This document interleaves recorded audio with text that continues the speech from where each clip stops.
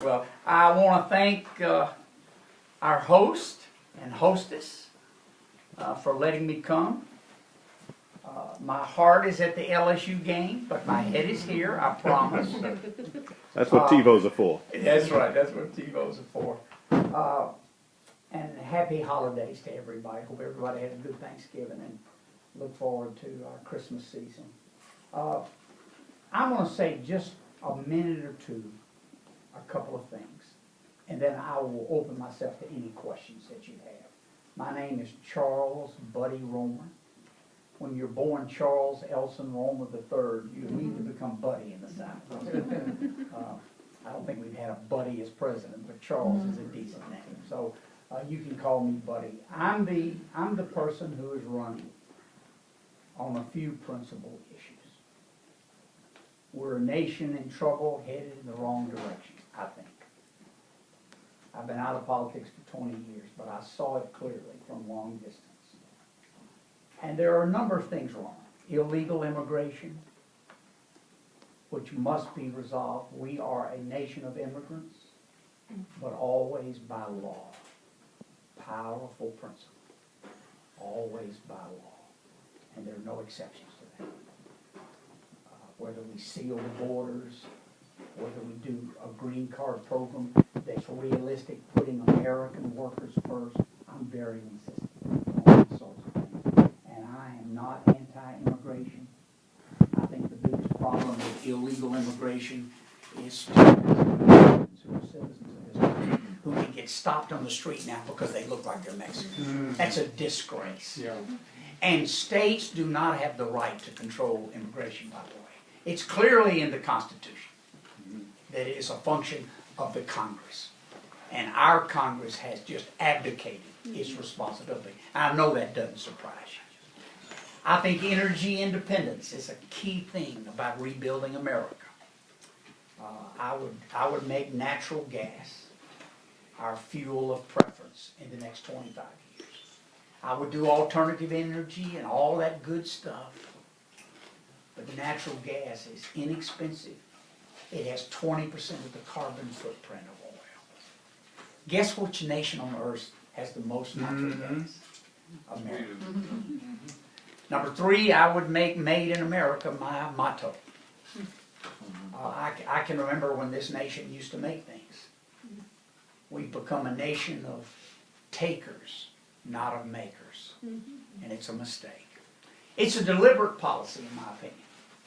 The big companies that control Washington, D.C. make their money by closing plants in America, opening them up in China and other places. And then you know where they sell their products? Back in America. We're the only nation on earth. I mean, George Washington would turn over in his grave. He started the tariff program. You know who it was against? England. He wanted America to make things. He didn't want it to be a farming community. So he and Alexander Hamilton started tariffs, and then Abraham Lincoln enhanced it, and then Teddy Roosevelt enhanced it again, all the way to John Kennedy. But after World War II, basically, we just said our borders are open. We don't care about fair trade. We want free trade. I'm a fair trader. I could talk about a lot of issues like that, but the most important issue, the key to getting all these other things done, has to do with the power of special interest in Washington. Now, I know Herman Cain dropped out tonight, and that saddens me, quite frankly. I like decent Americans trying to be president. And I think Herman did well. I haven't talked to him yet, I will. I thought he came from the unknown to stand up. Now, it's a tough job being president, and you and anybody else will get scrutinized, sometimes unfairly, and I don't care about all those details. I just knew Herman as a decent, strong CEO type. Not a bad idea to lead a country. And I know some people here tonight had committed to Herman. That's what a primary is about. People rise and fall. Tim Pawlenty's a decent guy, he's not running. Herman Cain's a decent guy, he's not running. Other candidates, Michelle Bachmann, have been up and down. Rick Perry, up and down. This is a process. The election is a year away. And I want those of you who think that the special interests in Washington have been given an open door to run the government, I want you to consider standing with me. I've never taken a PAC dollar running for office, not as a congressman or a governor. I am the only candidate in this race, Republican or Democrat, who served in the Congress and as governor of his state. Now, my record was a tough one as governor. I'm not easy to get along with when the corruption's in the room. We put people in jail. We constitutionally appointed an inspector general in Louisiana for the first time in its history. And we turned that state around. The unemployment rate was 12.8% when I was elected. When I left, it was 5.6. It can be done. And it doesn't require a bigger government. It requires a better government. In our case, it requires honoring small business, standing up to China and insist on fair trade, stopping the addiction to oil from the Middle East, getting a foreign policy that doesn't depend on sending Marines to do police duty. Oh, I'm strong, guys, and I'm free. I'm the only guy running who's free to lead. I'm the only guy running who can reach across to the independents, to the Tea Partiers like myself. My wife and I were at the first Tea Party meeting in Louisiana. We stood on the Capitol steps with all the cameras rolling. And you love my wife, Scarlett. She's a registered nurse. And she wasn't that political. But she said 4 or 5 years ago, she said, "Buddy, we need to go. We need to stand up." So here's the way you build a nation. And then I'll take your questions. You build it with independent-minded people with spirit. I'm a Republican, and I'm proud to be a Republican, but I'm a prouder American. And I think that someday, somewhere in this campaign, I'll make the national stage. And when I do, we'll talk about building America. I need 1 million people to stand with me. That's all. There are 312 million Americans. I need 1 million. My average contribution is $60. Although Mr. R helped me tonight, all the way to the maximum is 100. No PAC money, no super PAC. Look, I'm a banker, and when I saw bank reform, too big to fail is still the law. Glass-Steagall has still been killed. Capital ratios don't go up. There's been no reform. It was a money game. Obama is the worst. Pardon me, young lady. I know he's our president, but we're talking politics now. He is the worst. I've never seen a man run for the presidency, and his stated goal was not to rebuild America, was to raise $1 billion. Have you ever heard that? It's a disgrace. He signed the bank reform bill that didn't reform anything. He went to Wall Street the next week. He had a fundraiser at $35,800 a ticket, and you know who the host was? Goldman Sachs. Now that's what's wrong. Now, one final comment. I was at the first Tea Party meeting, and I've been to Occupy Wall Street. And you say, "Well, buddy, how can you do that?" Now, stand with me on this. I do it because constitutionally, Americans have the right to assemble and speak freely. And we ought to honor Americans who do that. I disagree with Occupy Wall Street's solutions. They want bigger government. They're wrong. But I will defend their right to meet, and I will defend the right of young people, particularly, to meet. We've learned so much from young people, haven't we? We learned about civil rights where I grew up, where black people were treated like animals under the law, and young people turned out in the street and stopped it. We learned about Vietnam from young people, didn't we? 59,000 dead Americans, and you wonder why. I went to Occupy Wall Street not because they're right, but because they have the right to assemble. And the best thing about them is they're just like the Tea Party. They smell something rotten. They don't know what it is, but the Tea Party smells something rotten. You know what it is? In Washington, D.C., a big check is first in line. You ought to be first. I need to be in a debate. And I'd like to ask you to keep me alive until I'm unavoidable. The Republicans don't have a president yet. Look at the field. They don't have a president yet. That's why they go up and down.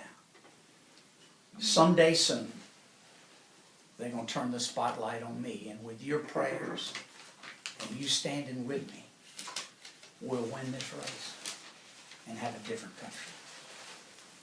I'll be glad to answer easy questions. You got questions?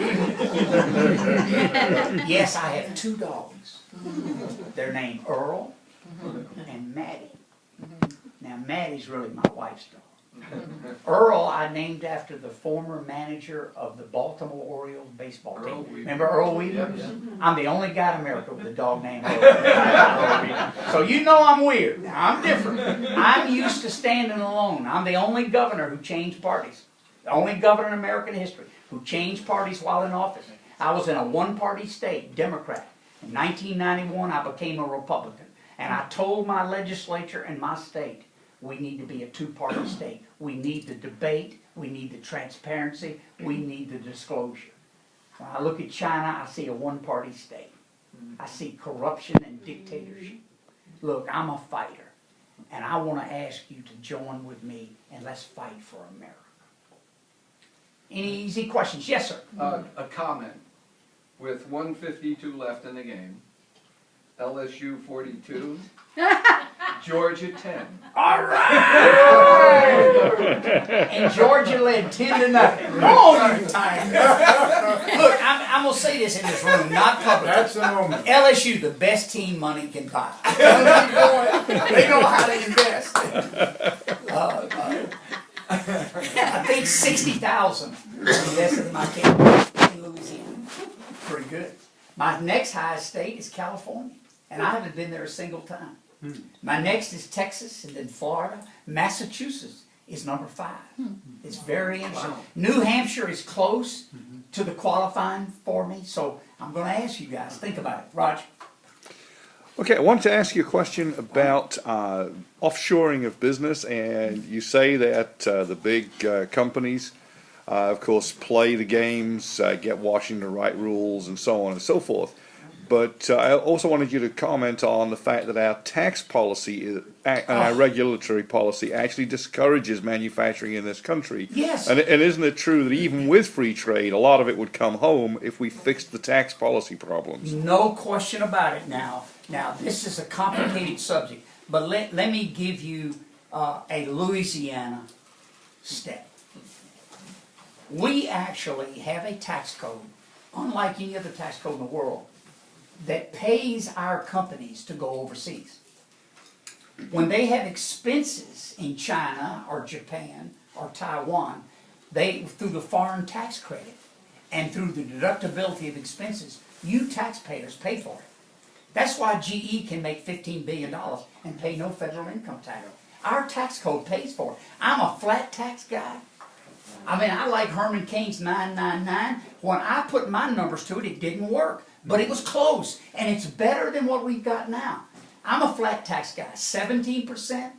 17% for corporations that cut their taxes in half. 17% for everything above 50,000. The first 50,000 is yours.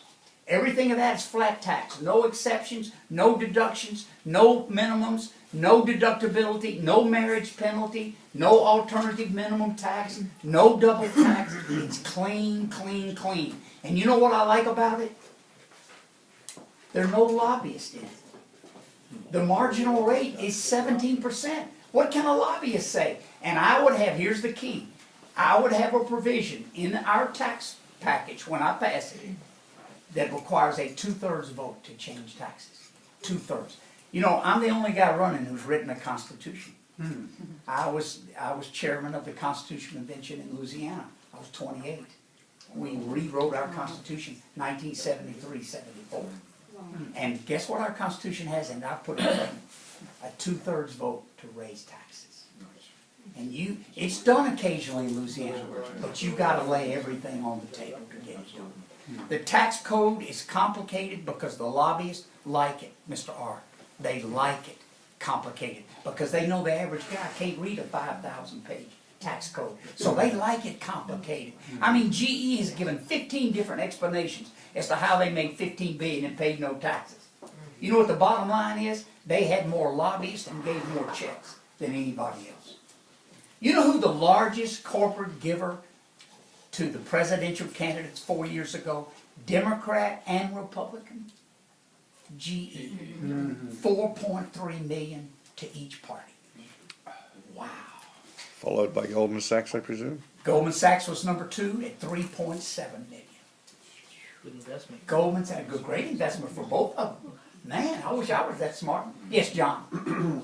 Buddy, this goes without saying, but I'm gonna say it anyways, that everyone in this room has as their objective the removal of Barack Obama from the Oval Office. Yes, sir. I read a lot, and that's why I'm looking for the opportunity to hear it from you, that you're considering a third-party run. And I believe that a third-party run will help ensure the re-election of Barack Obama, similar to how Bill Clinton got in and Bush 41 was defeated With because Perot. Ross Perot, who quit, and he still got votes. Can you please tell me why I may be whistling past the graveyard on this? No, it's no problem. Well, Barack Obama has to go. But that, I have higher ambitions. I think the corrupt political system has to go. I'm a Tea Party man. And I'm not gonna accept winning one election and losing a country. We're gonna have to focus as a people on how Washington works. I'm the only guy running who's been in Washington and led a state. The only guy. And I know the corruption. I know the special interest money, John. And I have tried for 1 year to be included in a debate hosted by the Republican Party. Not one time. And all the Republicans have to do is let me in the next 5 debates. They've got them scheduled already. Let me in. I've got the experience. I'm talking about things nobody else is talking about.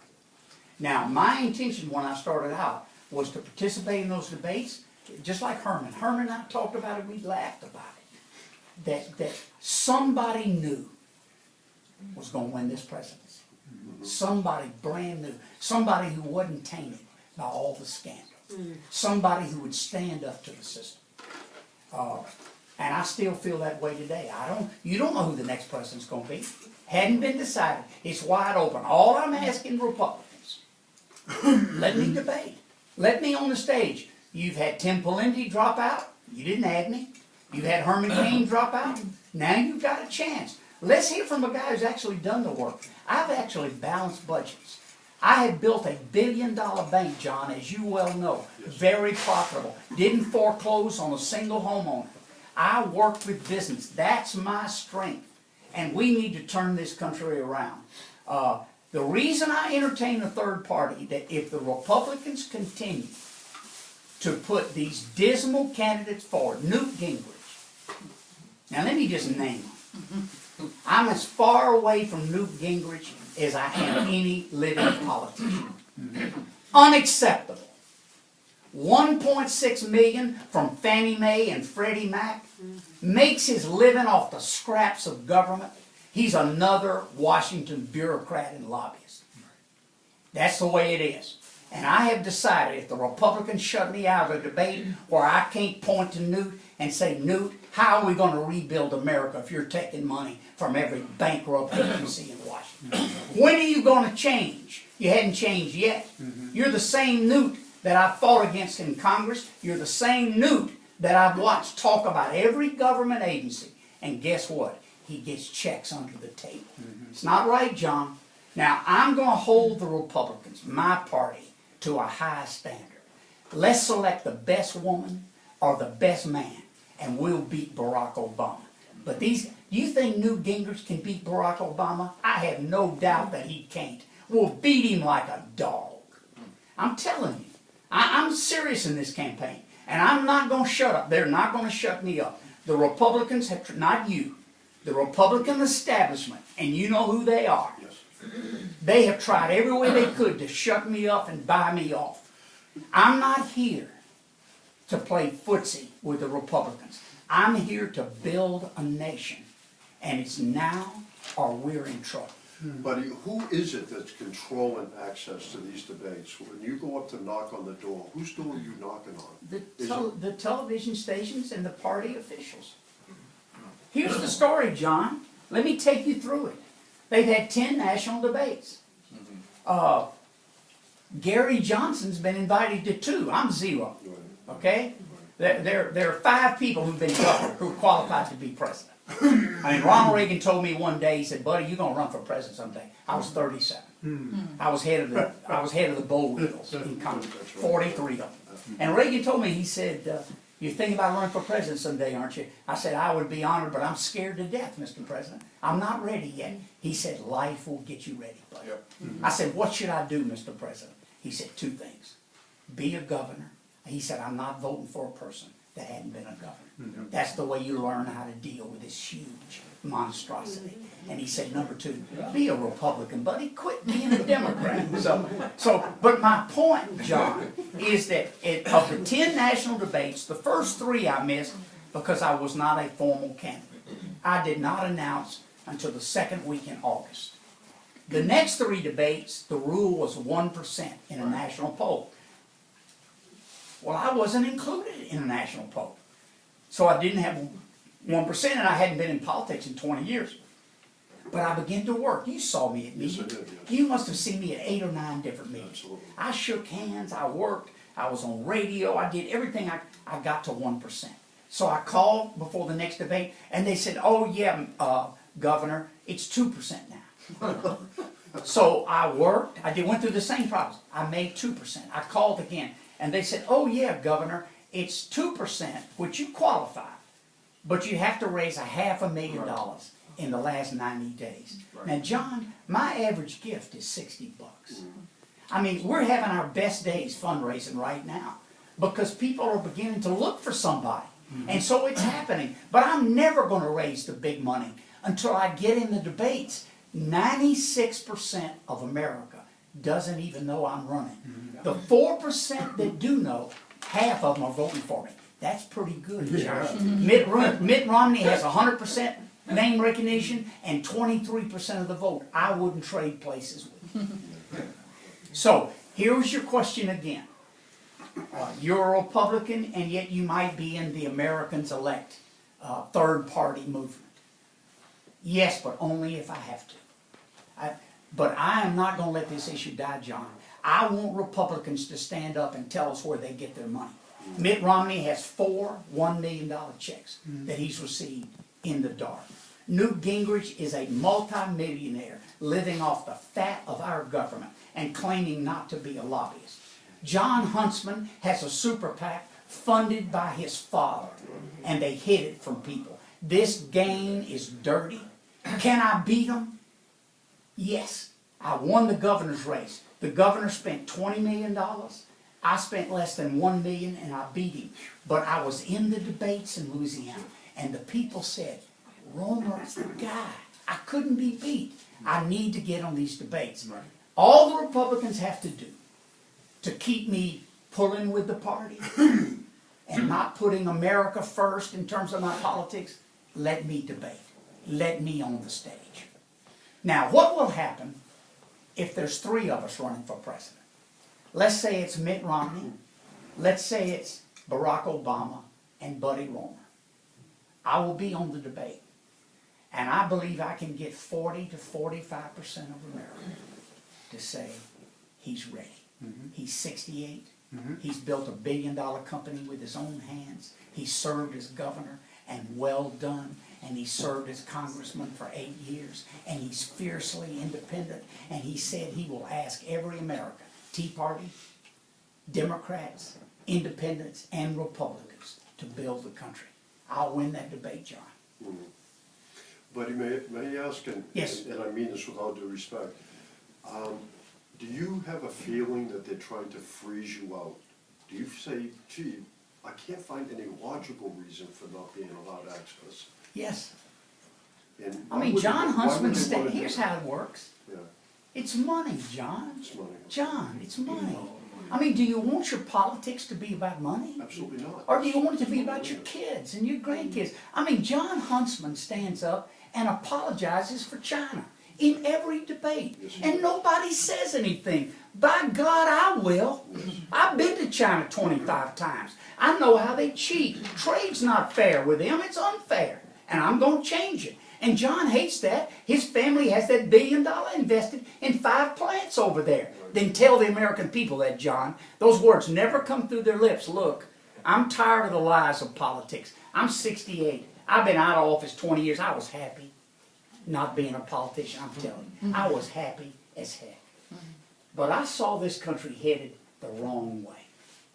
And I looked across the Republican field about a year ago, and there were 3 or 4 more people in it that aren't in it now. And I said, I don't think these guys are ready. Who's going to talk about the money? I said, I bet you, I wrote in my notebook when I did the business plan, I said, I bet nobody talks about corruption. Have you heard the word out of their lips? No. Not one time. But Go to the Tea Party with me and ask the average Tea Party members what's wrong with America. And they'll tell you it's a stacked deal. The big boys are on first and everybody else are out of sight. Go to Occupy Wall Street and ask them what's wrong with America. They said we can smell it. Listen to the young guys. Listen to them. Lead them. Teach them. But listen to them. It's a difficult decision, John, and I like your question. But I've decided that more important than one election is one nation. Yep. And somebody has got to start a revolution. The Tea Party has bubbled it up. The Occupy has been a smaller crowd, but they bubbled a little. I'm going to stand in an open field and challenge the President of the United States to 7 debates. And I'm going to ask him, where do you get your money, Mr. President? And why do they write the policy? He can't answer. Yeah. We'll whip him, John.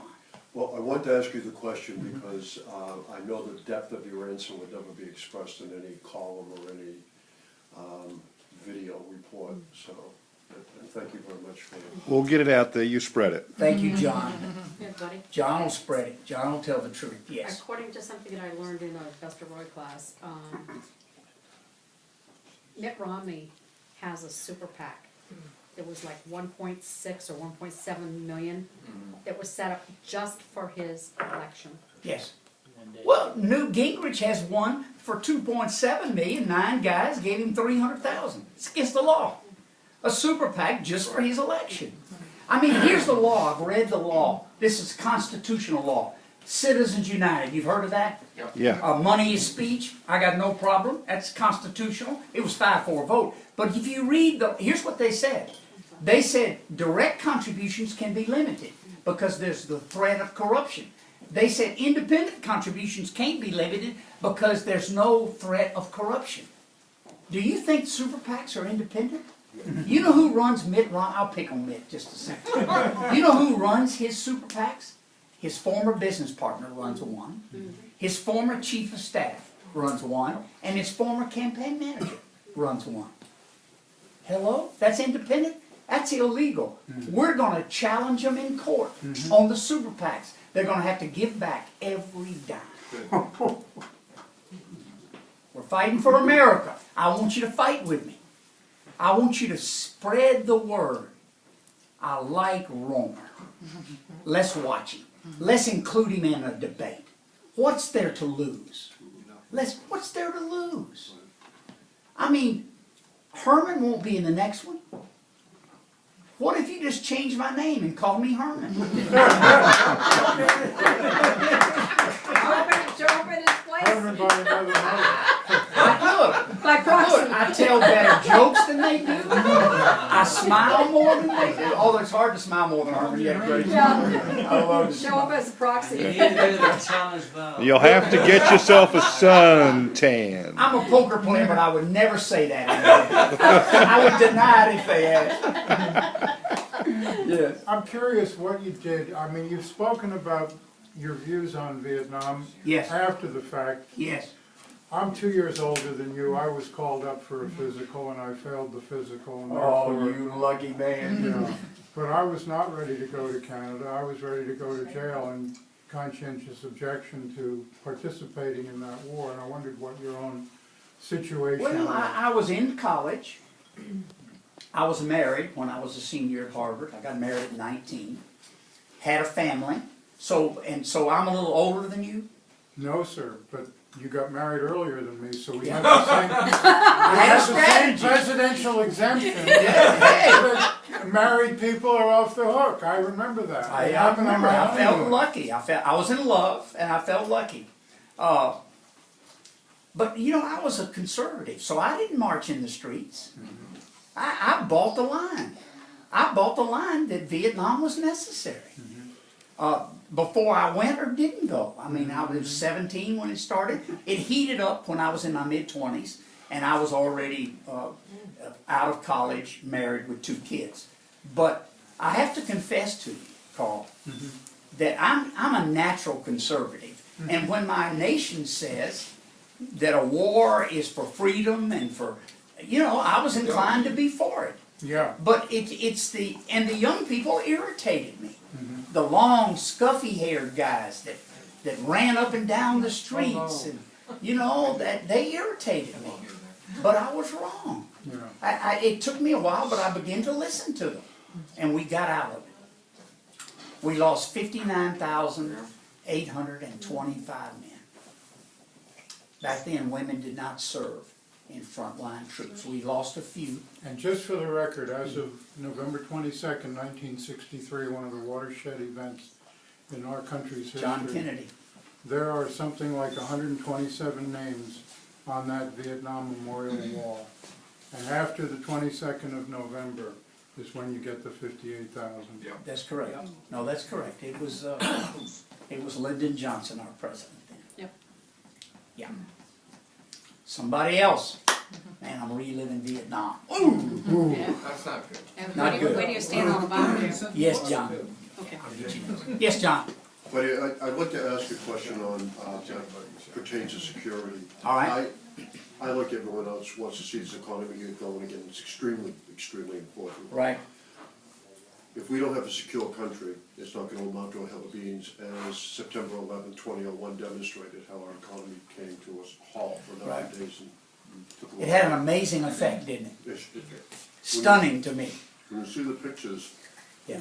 of all those aircraft, commercial aircraft, especially up in Canada, being forced to land, and they told Yeah. planes in Europe they couldn't take off. It's a fine line. It's very, very impressive. I'm very concerned about certain things that are happening in this country right now, especially with I think it's an insidious reach that the United Nations has into this country. We have the Agenda 21 problem. People are talking about that, they want to take land. The other aspect is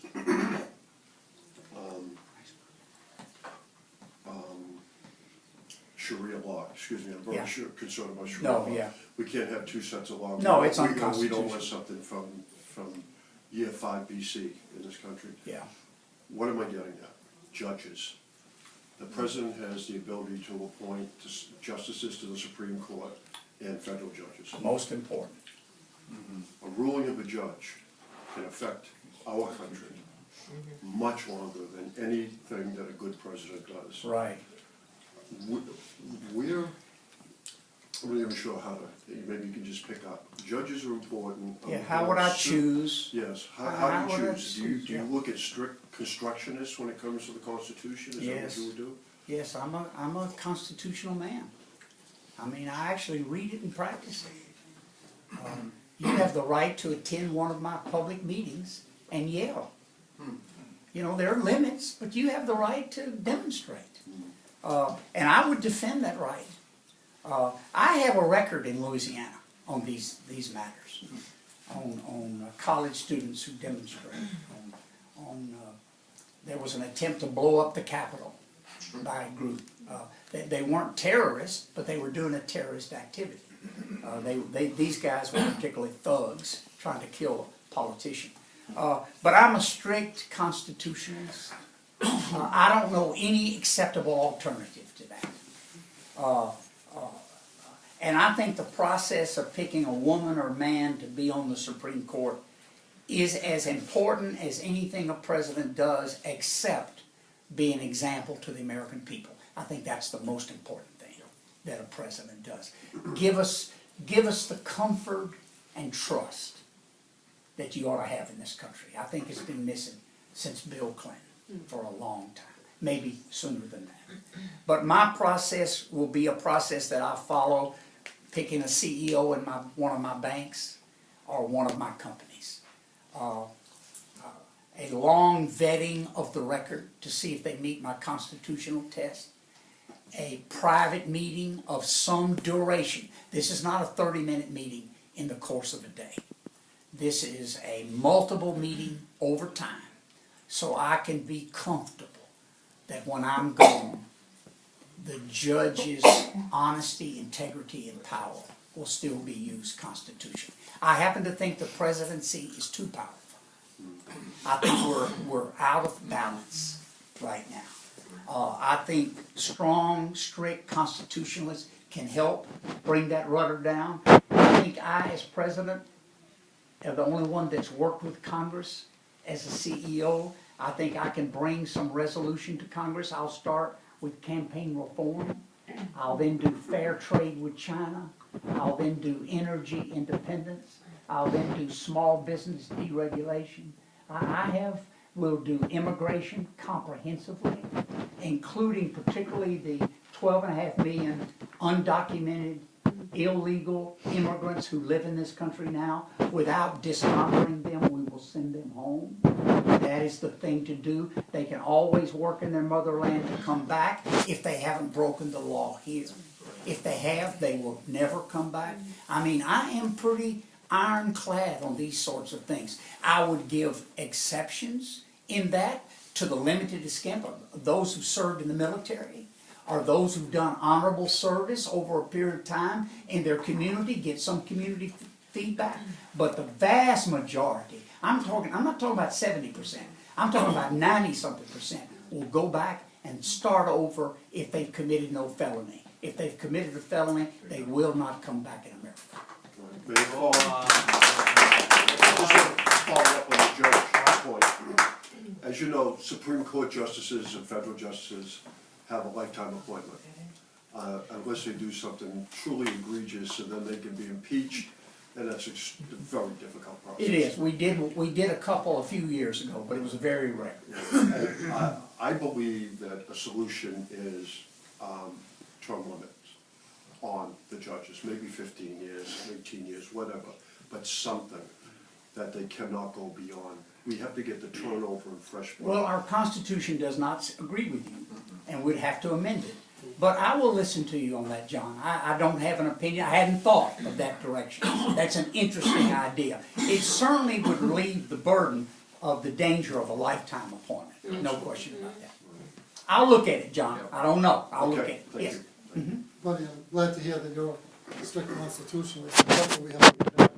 20 years ago, I heard people in Congress can't just skip the Constitution. It's the law of the land that should be taught in schools.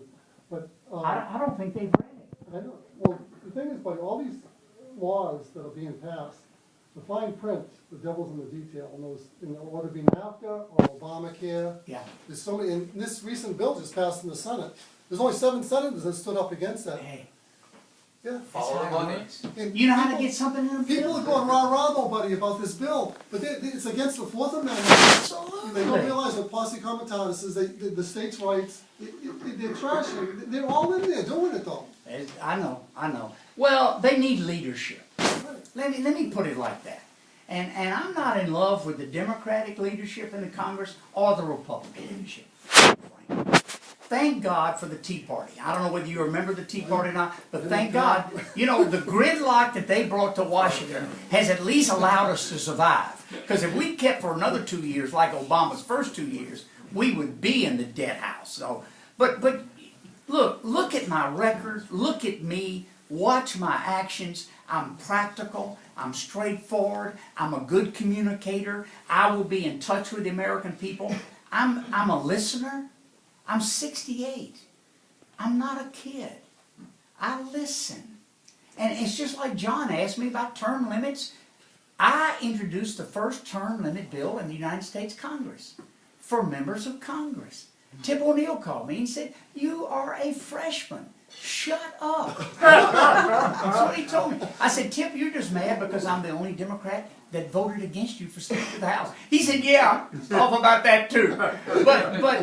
But you know, the Constitution, Abraham Lincoln once said, I've told this to somebody tonight already, when asked what his most favorite document, American document was, they said, is it the Constitution? He said, no, it can be amended. He said, I'm for the Declaration of Independence. It is forever. So, I'm a constitutionalist. I think the Declaration of Independence was the most important document, but the Constitution's right up next to it, and it's difficult to amend. I will ask for campaign reform consideration on a constitutional amendment, and we can debate it state by state. I'd like to be in that debate. I would like to show Congress what it can do with reform. For example, no lobbyists with checks. They can either be a registered lobbyist or they can be a fundraiser. They can't be both. I would eliminate super PACs. They're clearly illegal and unconstitutional. Number 3, I would have 48-hour reporting of contributions. I mean, Mitt Romney can get his $1 million and you won't read about it for 120 days. You should read about it within 2 days. I mean, the election ought to be held after we know about people, not know about them after the election. Absolutely. So, and I hate what happened to Herman Cain. Let's talk about that a second. It is part of the process, and the news media is very unfair. They control this process, and it looks like they select who gets in and who goes forward. I don't like that. But you remember the First Amendment. We've got to live under those conditions. But I will hold them. And I think it's some of Newt Gingrich's finest work in the debate when he turns to the media and said, do you know what you did? I like him when he does that. What I don't like about him is when he hides the big money he got to the very firms that he criticized. Plus something else. I'm in Iowa in February, my first speech. I hadn't been up in politics in 20 years. I'm scared to death. Big crowd, Christian coalition crowd. I'm a Methodist boy. I like my credentials. I'm imperfect though, let me tell you. But I like where I am in life. And so I stood up. There was Herman Cain. There was Newt Gingrich. There was Mitt Romney. There was Tim Pawlenty. And there was Rick Santorum. This was early. My first speech. I won the straw poll afterwards. Out of all of them. Clear, over a majority. And you know what I said? My opening statement. I've come to Iowa to cut the ethanol subsidy. You could have heard a pin drop. I mean, Newt had already talked about how important this was to America, you know. And all of them had talked about it. I don't think Herman even knew about the ethanol subsidy. He didn't mention it. But that's the first word I said. But I got their attention. Here's my deal on budgets. And I balance them. I'm a balanced budget guy. Everything needs to be on the table. Everything. You can't give special favors by the checks that you get from PACs. Ethanol we'll cut the ethanol subsidy, that's $41 billion. We'll cut the oil subsidy, that's $59 billion. We'll eliminate the Department of Energy, that's $27 billion. I know the budget. I will put it together. You know, I'm the only member of Congress that submitted his own budget. Every year I was in Congress, and I got more votes than Ronald Reagan or Tip O'Neill on most budgets. I don't mind a three-way debate, because I think the right way is the right way. I don't care which party is for it. We ought to be for it. Well said. Don't ever ask me that again. Anyway, LSU, man. I'm so happy. I might lose the presidency, but if LSU got all the way, I can take it, man. Yes. The future of Medicare and Social Security. I would make some changes there. I would keep the programs, but I would make some significant changes. Let me be specific. I would raise the eligibility age, the retirement age for Social Security by 1 month a year for 24 years. Slowly, over time. If you do that for Social Security, you don't have to raise taxes or lower benefits. Done. Medicare is my issue now. I'm a diabetic, as you know. I have an insulin pump. I've been a diabetic for almost 50 years. I think medicine is too expensive in America. I think it's good quality, but it's just there are a lot of Americans that can't afford to be sick. And so these are the changes I would make. One, I would cause insurance companies to compete.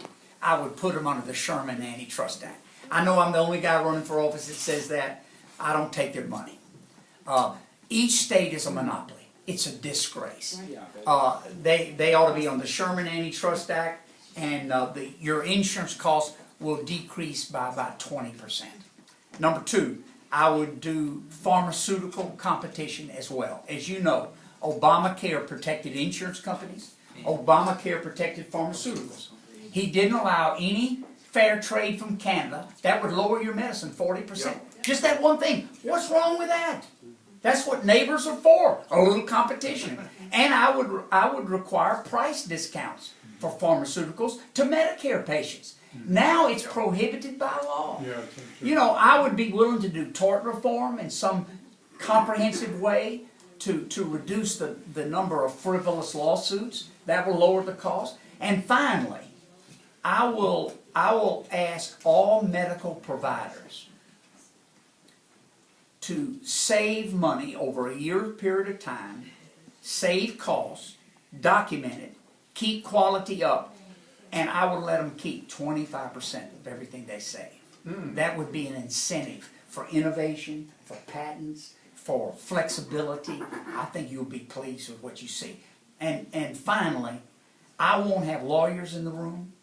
I won't have hospitals in the room. I won't have pharmaceutical companies in the room. I won't have insurance companies in the room. I will meet with doctors, patients, and nurses, and we will do healthcare reform. You're going to like it. Okay? Thank you. But can I ask you? Yes, John? Going How many back questions to, I've been waiting for you. I know buddy. John more than anybody else in this room. Don't you want to let the poor man eat? No, you're doing fine, John. Come Can I on. ask you one question? You will. Let me finish, John, and then I'm going to get you. I promise. I didn't see you. After you. Okay. I think I'm losing my Going vision, back, man. See you later. going back to the energy question, just as a preface before the question. In All right. 1966, I was 16. I remember pumping gasoline after high school job at 17 cents a gallon. I remember my father being upset when heating oil went up a penny to 19 cents a gallon. Yeah. They were still drilling the oil in Saudi Arabia, putting it on a boat, bringing it to Louisiana, Texas, California, New Jersey to refine it, Yeah. trucking it all over the place, and Yeah. they still made tremendous profits. Yeah. Once we begin drilling here in the United States, I understand your position on natural gas, but we'll be Right. going after oil also. Yeah. Some people think it may be restraint of trade when I say this, but I don't care. When President Roemer sits down to negotiate the contracts with the oil companies that are drilling the oil, I'd like to see it, instead of them paying a royalty of some kind for the oil that they take out of the ground, because it's not the government's money, it's we It's the called a people's severance tax. That's Right, what they okay, pay. instead of that, it goes into the big black hole Right. in Washington, never to be seen again. Right. If we could make it the contract, part of the quid pro quo in the contract being, before you can export a drop of oil out of the United States, from the oil that comes to the United States, we need to have 100, maybe 105% of what we need daily. The 5% is going into the strategic reserve. I got you. Because not a ship, not a plane moves without oil in our defense. Right. So if we say you cannot send any of this oil out from the oil people of the United States around the world until we meet our needs, at least 105%. I'm there. I'm there, Because the John. And price it's is- constitutional. Because the price is fixed. Look, we both incoming and outgoing, Congress has the right under the Constitution, Section 1, Article 8, has the right to regulate those things in part of the national interest. We did it for years. That's right, we do. Only in the last 40 years have we become laissez-faire. Supposedly with no regulations really help things. Well, there's a speed limit on the highway for a reason. I mean, I would tariff incoming oil from all foreign nations except Canada and Mexico. I would break our addiction to oil. It'll take 7 or 8 years to do it, but watch us. I would spend that tariff money on one thing, reducing the national debt. No federal program, just reduce the national debt. Look,